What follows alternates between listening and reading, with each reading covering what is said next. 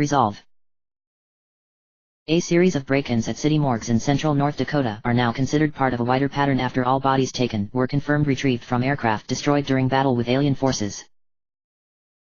Senator Goldman issued statement of condemnation for North Dakota governor after his resignation. My only regret is that charges can't be levied against him. Too many brave young men and women lost their lives because of his poor decisions. 8:30, May 7, 2015, Stardust Labs. Twilight hummed to herself as she flipped another page in her book. It was the same one that Charles had given her all those weeks earlier, and with recent events she found little time to actually sit down and read it. Wands for magic? She asked herself as the main character of the book found himself thrust into a world of magic he hadn't known existed. I suppose that might make sense. If humans don't have horns to control magic, they'd need some sort of focus for spell casting. But why unicorn hair? Twilight gave her tail a speculative look before shrugging and turning back to the book. My hair certainly isn't magical. Perhaps unicorns are different here. Twilight continued to read through the book at a leisurely pace of 5 pages per minute, give or take a page, while only taking breaks to check the tablet for the definition of a term or phrase she didn't quite understand. When she tried to look up the names of cities and countries mentioned, the tablet still refused to display any information, though when she searched for Hogwarts she found a plethora of information. She had to quickly avert her eyes and fumble for the back button to avoid any dreaded spoilers for the story. The book itself was amazingly fun to read, and she found herself literally on the edge of her seat as the human boy found himself inside a forest that sounded a bit too much like the Everfree forest in an attempt to locate and help, of all things, a wounded unicorn. Suspense turned to despair, and despair turned into horror as the unicorn's fate was revealed. Twilight had to restrain herself from recoiling from the book. It's okay, Twilight, it's a book. It's fiction, right? Right? She asked herself repeatedly as she tried to control her breathing. But the book says that magic users keep themselves secret from the rest of the world, and the field's condition when I first came here did imply that there are magic users somewhere. They can't really think that drinking unicorn blood keeps people alive, right? The unicorn's mind reeled as another thought occurred to her. It doesn't matter if it's true or not, only if they think it is. They know nothing about magic, so who's to say if they have irrational beliefs like that? Before Star Swirl approached the mysteries of our world in a logical manner, we thought that just about everything was superstitious like that. Twilight, focus. The book is fiction. The front cover says so. Twilight took a deep breath and let it out. The author's just using this as something for shock value. That's it. Something horrific to illustrate the monstrous nature of that thing. Twilight's frayed nerves weren't helped when the door to her room shot open to reveal Dr. Valen. Good morning, Twilight. Is something wrong? No, nothing's wrong, Twilight replied as she settled back into her chair. I just wish there was a doorbell or a chime or something. It's always a little abrupt when people show up. I enjoy visitors, but a little bit of warning would be nice, I think. Moira looked back at the door speculatively before giving a small shrug and turning back to Twilight. I'll bring it up with Charles. I'm certain he could arrange something. Thank you. Oh, have you talked to him lately? Has he gotten any work done with the teleporter mechanisms we ironed out yesterday? Twilight asked eagerly. I've been really curious about the kinds of things he can make ever since we first spoke. Have you seen anything he's made? I have not had a chance to speak with Charles yet, but I did forward our work to him to work with. As for things he's made, we're actually in one example of his work right now. Moira gestured around the room before continuing. This laboratory's default layout was based on a modular design originally created by Charles, and the configuration you're in now was custom built to house you and the work relating to you. He's also assisted with weapons and armor designs, as well as helping produce practical applications for any alien technology we capture. Twilight's appreciation for Charles went up as Moira explained just how much the elderly engineer had created. That's impressive. Crafts ponies back home tend to focus on a single trade or profession, so being able to do so well with so many things is really amazing.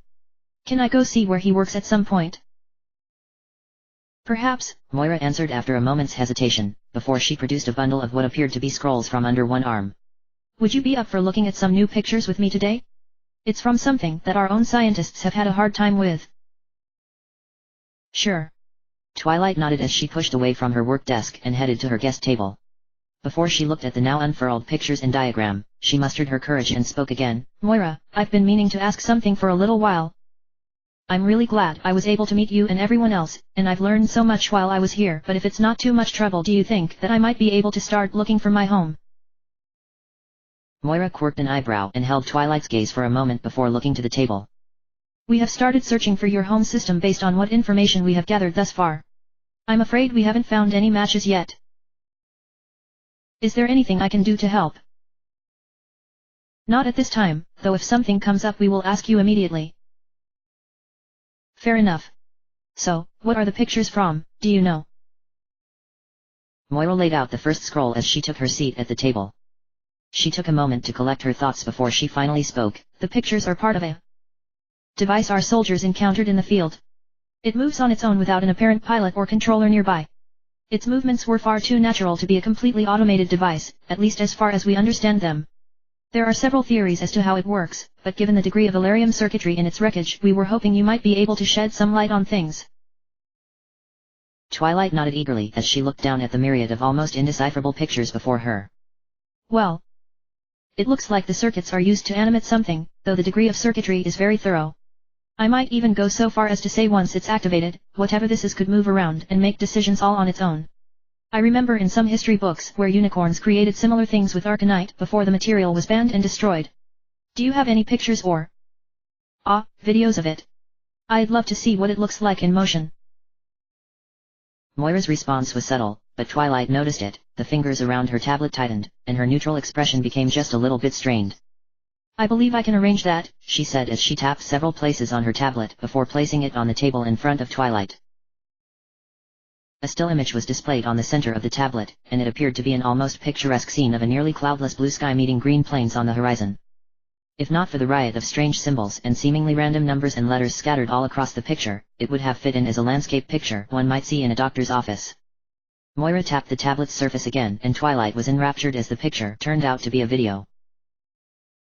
The picture tilted and turned like the view of a bird in flight, and the serene landscape was replaced by a large rectangular object that seemingly hung in midair while a pair of saucer shapes hovered nearby. Twilight was just about to ask about the lack of sound when a flash of green erupted from one of the saucer shapes and Twilight gasped as the projectile connected with something moving almost too fast to see, which exploded spectacularly. And as quickly as the explosion appeared it was gone from the picture, and her eyes fell upon several humans running along the top of the rectangle towards the edge of the tablet screen. On the other side of the screen was a new object that had settled on the surface of the rectangle, and a small ramp could be seen at the tail end of the object as several other tiny figures ran out from it. That looks like... Twilight racked her memories as her eyes fell upon the shape that the humans were running from, and she eventually remembered just where she had seen it before. The majority of the room was dark, though the lights illuminated most of the floor and some of the massive alcoves in the walls and along the floor. Several ominous metal shapes that looked like birds of prey lurked in the shadows, and Twilight found herself drifting towards the center of her group without even thinking of it. Twilight was so fixated on the little figures as they ran that she gasped again as a thin, golden line jumped out and cut across the front section of the object that the humans had just left. It spun out of control and disappeared from the screen, and Twilight's gaze fell upon what the screen was now centered on. They look like fish. Twilight found herself thinking as the three silvery objects turned and raced towards the right side of the screen. She found herself leaning in to get a better view of the distant subjects, but any further observation was interrupted by a stuttering yellow line that spat from somewhere beneath the screen's viewpoint. The line connected with the leading silverfish and it fell to the ground in pieces. The two that remained turned to face the screen before Moira tapped the screen to stop the video. We call them cyber discs, Moira explained as she pointed at the two silverfish in the frozen image. They appear to be fully automated and mechanical, though some of their mechanisms mimic the systems of organic life forms, so there is still some debate as to if it actually is a machine or some new form of life that we've never encountered before. We were hoping that the ARandomAudiobookAppeared circuits in its body might yield some insights as to how such a creature could exist. From what I've seen, the circuitry appears to give it the power to move about on its own, though I'd really like to see more of how it moves, Twilight said, before she gave a sheepish smile. I'm afraid this picture here is a little small, so I couldn't make out much. I'd like to see one up close if I could. Moira's response to the seemingly innocent request gave the unicorn pause. The human looked at Twilight with a blank expression before she blinked and looked to the side. There is one other video of the cyber discs at closer range, but the footage is not like this one. It is disturbing, but it's the only other footage we have of the discs in action. I would not blame you if you did not wish to see it. Disturbing? What does she mean by that? Twilight thought to herself, but the train of thought quickly aborted itself. They need my help, and I can survive watching something uncomfortable to help out. She nodded and steeled herself before answering, I want to see it. Very well, Moira said as she tapped the tablet several more times before placing it back on the table. One more tap and the video started. This video was mostly devoid of the seemingly random numbers and symbols the other video had, and it took Twilight a moment to realize the view was over the shoulders of one of the humans, possibly one of the tiny shapes she had seen earlier. Before Twilight could study the image, the view swiveled over to a massive doorway that appeared to be blocked by a wall of blue light. Another human was beside the door and was attempting to step away when something emerged from the light. It was a flat disc with seams running along its flat top, and a glowing light was centered along the outer edge. That light swept to the side to face the soldier barely a body length away before the disc itself began to spin and unfold. A segmented tail detached itself from the outer edge of the disc before the view fell behind a pillar. The disc reappeared on the screen as the view emerged from behind its hiding place, and Twilight got her first good look at the cyber disc. Her earlier impression on its fish-like movement came back to her as she saw it dart through the air. The fin-like protrusions on either side of its thin body flared and folded as it jinked left and right, and its tail trailed behind it like a nightmarish party streamer. A line of golden light shot out from the disc to somewhere beyond the screen's view, and for the briefest moment the view turned to follow the beam. Another human was at the end of the beam, and Twilight's breath caught in her throat as she saw the unmistakable color of blood before the view jumped back to the disc. Its thin profile was now facing the screen, and Twilight had to squint as a flash of gold shot almost directly at the screen itself. Moira tapped the screen to pause the video before she finally spoke. I'm afraid the video ends here. I hope it is enough to satisfy you. Any help you can provide to unlock its secrets or develop a countermeasure would be extremely appreciated. I'll see what I can do, Twilight replied as she continued to stare at the screen and the golden light that dominated the frozen video. 10:45, May 7, 2015, Stardust Labs. I promised that I would help, Twilight thought as she rubbed a hoof against the side of her head as she stared down at the diagrams that Moira had left her. Her gaze then drifted to the small piles of half-drawn spell ideas, then to the blank sheet in front of her. I just don't know what I can do. As a purely theoretical exercise, I would love to try and find something to counter golems, but my friends don't have the time to wait for me to think of something. Twilight berated herself and began to rub both sides of her head with her hooves for several minutes. When she opened her eyes she saw that her wandering thoughts had transferred to the pen and then onto her paper. The first doodle was a terrible caricature of a cyber disc. The second was a stick figure Twilight zapping the cyber disc with a beam helpfully labeled magic. The third picture was of a cyber disc-shaped pancake, complete with syrup. That is so not helpful, Twilight moaned, and her face met the desk with a dull thunk. She was saved from her unproductive moping by a visitor as the door whisked open. Hello. The unicorn greeted energetically, though the word nearly caught in her throat when she saw that the person visiting her wasn't Shen, the scientists, or any of the friends she wanted to see. Don't be like that, Twilight. Friends shouldn't have favorites. How are you doing, Mr. Jiang? I am well, thank you for asking, he replied politely, and Twilight had to force herself not to stare at the scar running along the side of his face. Mr. Harris sends his apologies. He is currently unable to visit due to his duties, but he asked that I visit in his place. Twilight tried to smile, but the placid look on Jiang's face was making the hair on her back stand on end. That was thoughtful of him. I know he's been very busy, so I don't blame him for not having the time to come and visit. I have Lana's cards if you would like to play a game. I was needing a break anyway. I wasn't aware you still had her cards, so I brought something new, Jiang answered as he raised a box before moving to Twilight's guest table. It's a game called Dominoes. Have you heard of it? No, I haven't. How do you play? Twilight asked as she pushed away from her desk to join Jiang. Why does he make me feel uneasy? I shouldn't feel this way. He's Matt and Lana's friend. Mine too. Right? Is it a card game or something else like Jenga? Jiang shook his head as he opened the box to reveal several small white tiles marked with several dots. Something else, in fact. A game of dominoes involves the players taking turns placing the pieces so that similar number of dots are touching. A piece with 6 dots must be touching another domino with 6 dots. We play until one of us has no more pieces, or cannot place another piece. Sounds fun. Twilight said enthusiastically, and she smiled at Jiang. Jiang's response was a complete lack of response. He didn't smile back at her and his eyes were unreadable. Without another word, he emptied the box on the table and shuffled the pieces, then took several for himself. I'll place the first piece, he said, and placed a domino face up on the board.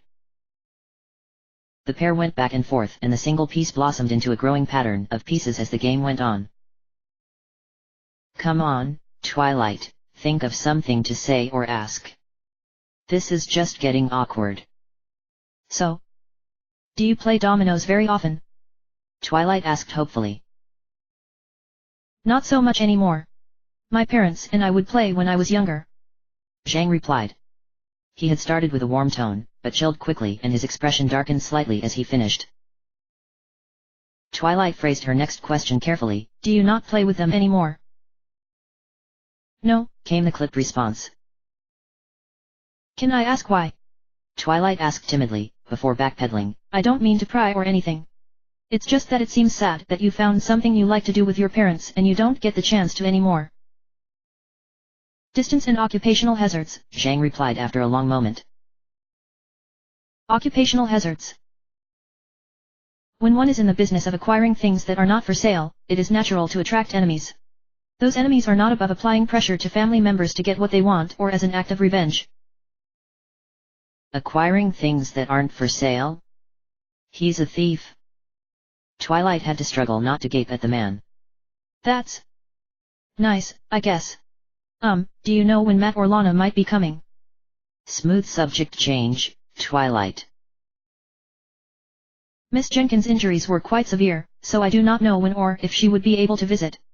Mr. Harris's schedule is significantly tighter for the moment due to his new duties. Jiang said. His tone still remained neutral, but Twilight couldn't help but detect a small amount of annoyance in his voice.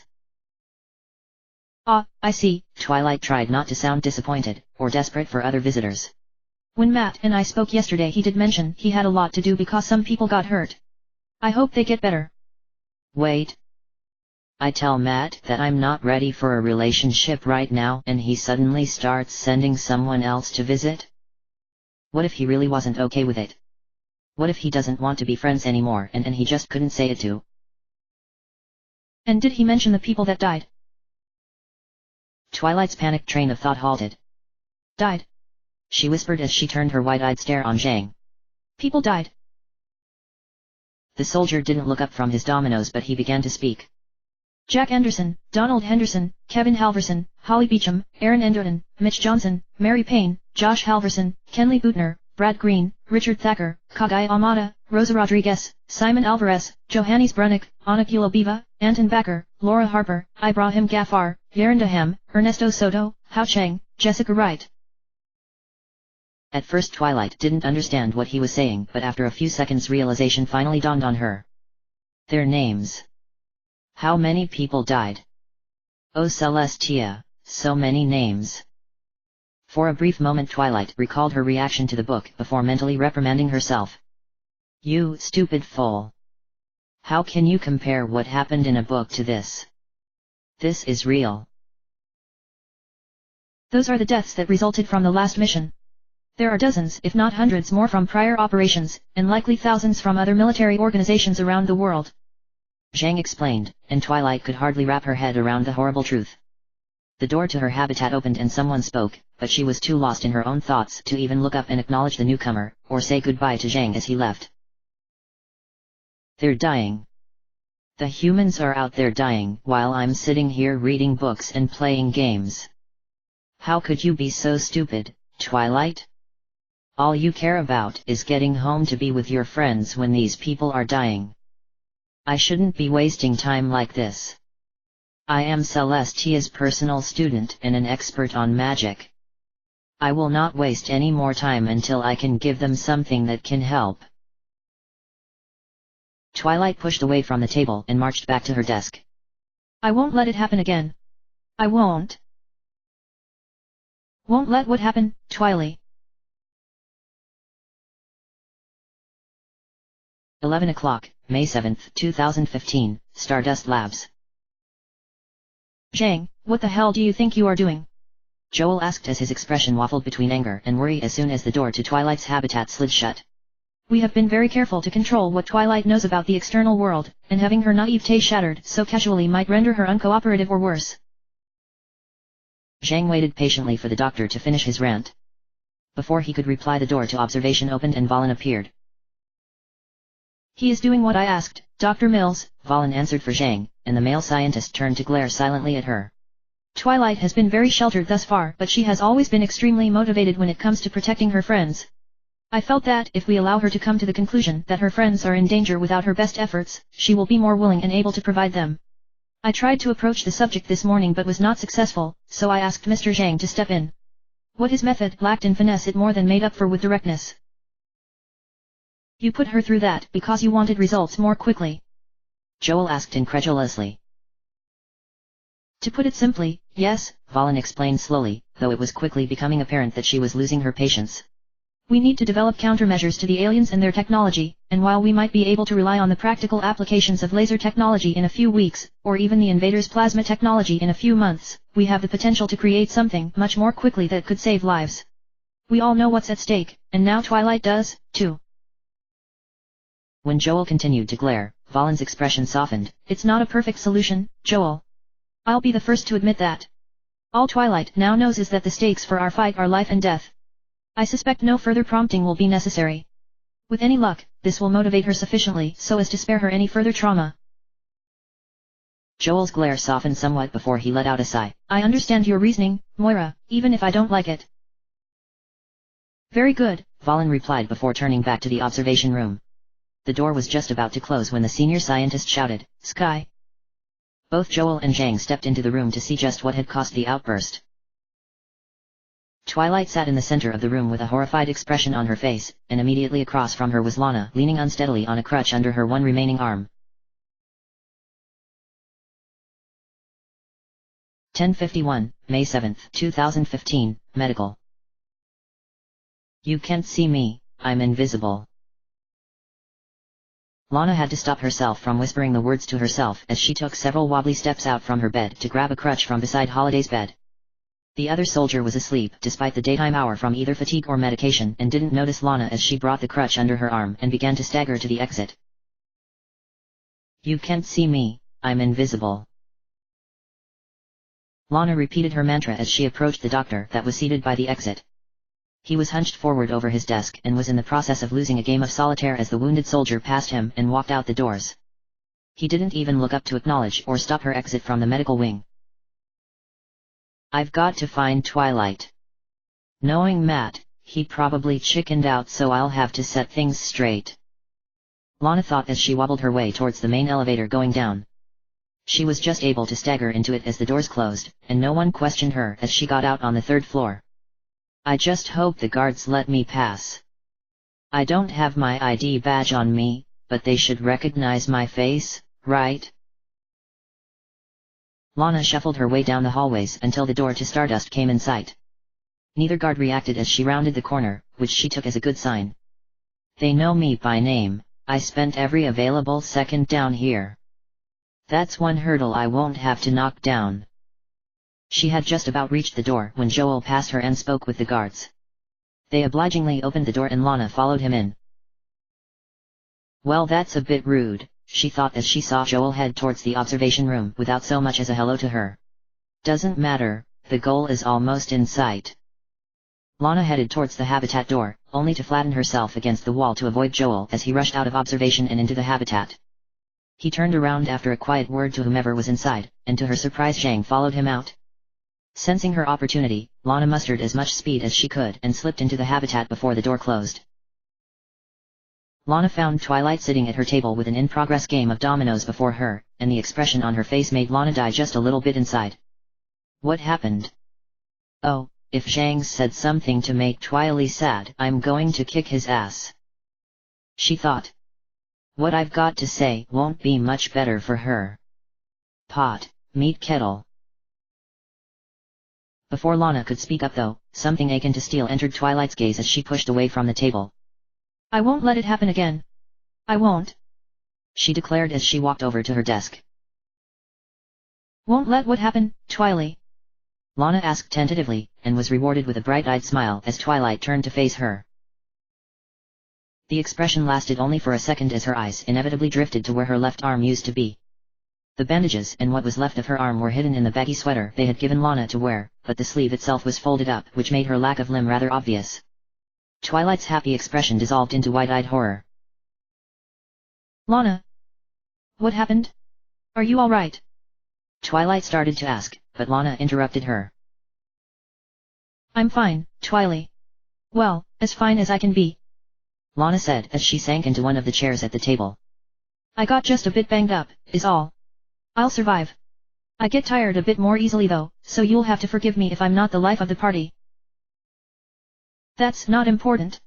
How did this happen? Twilight asked desperately, and Lana could see the unspoken question, is this my fault?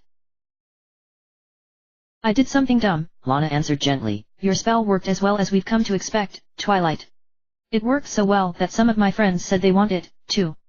I hear that you're going to make some gear that will help with that, right? Did your friends die? Twilight asked quietly, and Lana flinched at the unexpected question. A lot were hurt. Don't lie, Twilight commanded, and her lavender eyes were filled with anger and tears as she stared at Lana. I'm not a little fool. I can handle the truth. Just tell me. Lana held Twilight's gaze for a long moment before looking away without saying a word, which elicited a quiet sob from the unicorn.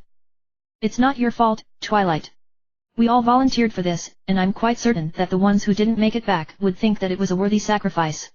We put ourselves in harm's way to protect people. Occasionally we get hurt. Occasionally we die. Lana's speech died out as she looked back to Twilight. Her gaze still had equal parts horror and anger, and that small degree of steel as well. No. The denial gave Lana a moment of pause. No.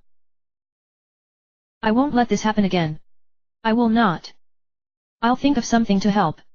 I can't fix this but I can make it better. Twilight ground out the words and she closed her eyes. When she opened them again, Lana nearly recoiled but found that she could not.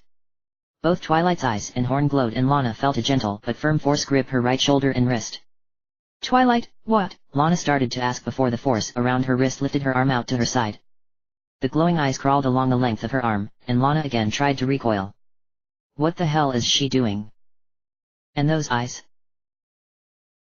Twilight's glowing gaze briefly traversed to what remained of her left arm, and then just as quickly as the sensation began it was gone and Lana was released from the hold. Twilight turned away and marched toward her desk without another word. Her telekinesis grabbed dozens of blank sheets of paper as well as several pens. Everything previously on her desk was swept off and the unicorn began to draw at a frantic pace. Twilight, what are you doing? Lana finally asked. I'm sorry but I can't talk anymore today. I can't fix this but I can make it better. Just please trust me, okay? Twilight answered quickly, and she didn't spare so much as a glance over her shoulder. Sensing the dismissal, Lana got the crutch under her arm again and hobbled over to the exit. The door hissed open to reveal Matt with his arms crossed before him while performing a decent impressing of Bradford's baleful glare.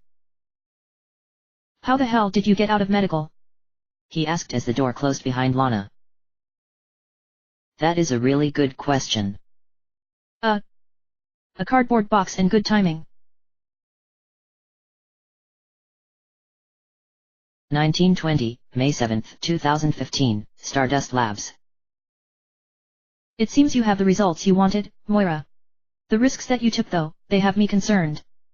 Frank said as he scratched his beard idly while watching Twilight through Observation's one-way mirror. I believe I made myself quite clear when I said that Twilight would likely not react positively to what she learned today. I had intended to introduce the topic gradually to emphasize, Moira started to explain, but Frank cut her off. Without consulting me? I'll sing your praises day and night for your work with physics in ARandomAudiobookAppeared, but you really should have come to me before laying all this on Twilight in one day. Not all of this was planned, Frank, Moira said tersely. I had initially introduced some of the combat footage to Twilight when she began asking questions about what the soldiers encountered. Don't give me that look, the sound files were muted and I ensured they weren't graphic. Due to Matt's rapport with Twilight, I had intended him to approach the subject, but he was not available. Shaeja was available and he performed admirably, though he was rather blunt about it. And Jenkins? Frank again turned his all-knowing gaze to the scientist. I resent the implication. I had no idea she was approved to even leave medical yet, let alone pay us a visit. And I did read your evaluation on Twilight and I agreed that seeing Lana in her current condition would have been traumatic, perhaps irreparably so. Moira huffed indignantly. That's interesting. Very interesting indeed. Do you know why that's interesting, Moira? Frank asked pleadingly, and the scientist's flat look told him to simply get on with it. Miss Jenkins was not cleared to leave medical. She walked past the doctor on duty without so much as a glance her way. She then rode a crowded elevator and entered the lab by walking through the door after Joel was cleared by the guards. I've spoken with the doctor on duty, some of the people from the elevator car, and Joel. None of them recalled seeing her at any point during her trip here, but the security cameras caught it plain as day. Moira's eyes widened as Frank continued his explanation. That can't be right. He's describing the effects of wallflower, but Twilight ceased casting at the moment the operation was completed. She needs line of sight to cast it, so how could she do that? She seemed legitimately surprised when Lana showed up. This doesn't make sense at all. I don't have any rational explanation as to how that could happen, Moira finally said truthfully. I'm afraid I don't either, Frank said as he turned back to Twilight. The unicorn was furiously scribbling away on a sheet of paper, drawing what appeared to be complex patterns and lines that thus far had defied explanation. The overhead cameras had caught little bits of whatever it was she was creating but had been unable to capture the finished product before the paper was rolled up and snapped shut with a rubber band. Several scrolls already littered the floor of her habitat and Twilight showed no sign of slowing down. Well, she certainly is driven, isn't she? Do you have any idea what she's doing? No, I am afraid not, Moira chewed nervously on her lip before continuing. I've tried approaching her to inquire about her activities, and so has Matt. I'm afraid neither of us got much more in the way of answers beyond what Lana reported. Paraphrased, she says she won't let this happen again, and she'll make things better. It's always variations of those two phrases. We may need to bring Charles up here if she's going to have another episode like the one she had last month. Episode last month. Joel asked her to provide pictures for some of the species of her home world. Twilight took it upon herself to catalog a significant portion of the species on her world. Kim and Joel tell me she worked for 19 hours before Shen convinced her to rest. Is that so? Moira nodded wordlessly and the two turned back to observe Twilight. She finished the page she was on and snapped it shut, then pushed off from the desk and closed her eyes. Both Frank and Moira gasped as her eyes snapped open to reveal glowing orbs in place of her normal lavender eyes. She slowly began to scan her surroundings before locking onto something below her. Aha, there you are, she said with a smile, and her horn flashed. When the light dissipated, all the scrolls were gone. 1923, May 7, 2015, The Foundry. Foundry Report. Project ID, Froggerach. Type, Interceptor Weapon System. Description, Long-Range Instantaneous Ordnance Delivery. Role, Air-to-Air Anti-Ship. Attached files, research materials provided by Project Stardust, prototype blueprints of system, initial testing results of prototype, personal notes by Chief Engineer Charles Shen. Personal notes follow. New record, 1925, May 7, 2015. The Froggerach weapon system, or Frag Launcher as it's now called by the engineering staff, is the first major weapon development that was born from the study and deconstruction of alien technology, specifically from the wreckage of scout craft that were shot down in a previous mission. These scout craft used short-range teleportation devices to quickly transport troops from the ship to the planet's surface quickly and without needing to land. After consulting with several experts in the Stardust labs, we have used the principles of this teleportation system to create an ordnance delivery system that will hopefully give our interceptors the punch they need to deal with ships of the class encountered during gangplank. Previously encountered alien craft have often had the advantage of maneuverability. They are often able to simply evade conventional missiles when encountered individually, which has led to the somewhat wasteful mass-firing tactic currently employed by our interceptor squadrons. A scout or observer class craft may evade 1 or 2 missiles, but they seem incapable of dodging more than that in a very short time period. The strategy is effective, but still wasteful and requires a significant number of interceptors to achieve. The larger class ships, like the one encountered in gangplank, are unable to dodge these missiles but are extremely heavily armored, and often deploy groups of cyber discs to act as a close-in weapon system that is more than capable of picking off incoming missiles or attacking craft. The Froggerach weapon system, when fully refined, should be able to counter both problems. The weapon system can lock onto an enemy craft and then teleport a warhead inside its hull instantly, which bypasses both the armor and agility defenses. As the system makes solid fuel, maneuvering surfaces or guidance irrelevant for the warhead, this also opens up new options as to the nature of the warheads being teleported. The current problems encountered with the system are tied to the initial stages of weapon activation. Our targeting and computer systems are able to easily lock on and calculate the destination for the warhead, but due to the time required to charge the teleporter, a significant amount of time is required while the lock is maintained. Attempts to preheat the teleporter were only partially successful, as the inner workings of the prototype run the risk of overheating and malfunctioning if not fired when full charge is reached. As the lock needs to be maintained until the frag launcher is completely charged, a significant amount of skill and luck is needed for pilots attempting to use this for smaller craft.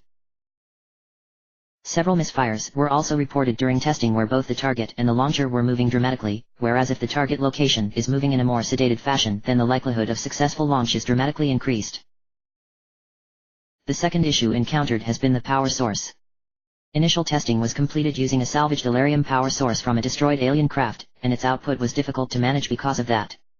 It is the hope of the engineering team that Stardust will produce a power generation system small enough to be carried in the interceptors, or some method of storing the energy is developed instead.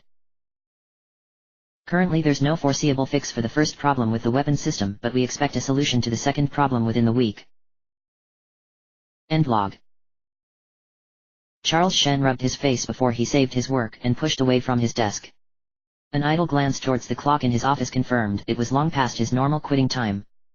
The time sure does fly these days, he mused to himself as he rose from his chair and headed for the door. He closed and locked his office door behind him, but as he turned to leave, one of the other engineers appeared from one of the other offices. Ah, Mr. Shen. Working late too? Afraid so, Bobby, Charles said affably as he turned to regard the younger engineer. So much to do, and there aren't enough hours in the day to do them, yes. Bobby chuckled and nodded his head. Oh, I'll agree with you there. Still, we're making history, so it'll all be worth it in the end, right? Indeed it will be, son. It's getting a bit late though, how about we head up to the mess and grab a bite? That sounds good. Bobby started to agree, but his face scrunched up in consternation, then surprise when a flash of light erupted between the pair. As the light dissipated, a scroll appeared and dropped to the ground. In the span of a second, dozens of flashes followed with dozens of scrolls. Bobby, I'm afraid our night has just begun, Charles said as he opened a scroll at random and began to survey the writing on it. Wake the others, bribe them with coffee if you have to. And don't breathe a word of what you've just seen to anyone. End of chapter. Chapter end.